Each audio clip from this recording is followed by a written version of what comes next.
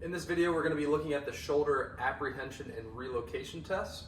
So if you have a patient that is complaining of some instability and or hypermobility of the shoulder, then this is a clinical test that you'll want to include during your exam.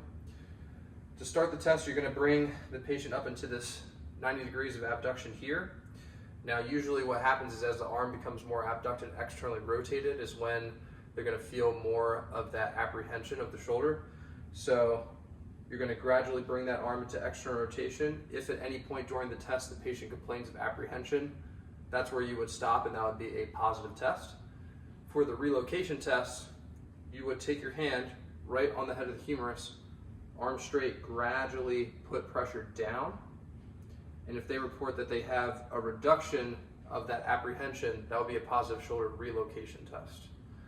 When you have your arm here with the relocation, when you put that pressure down, when you're going to release that pressure, just be mindful of doing that gradually so it's not a surprise for the patient.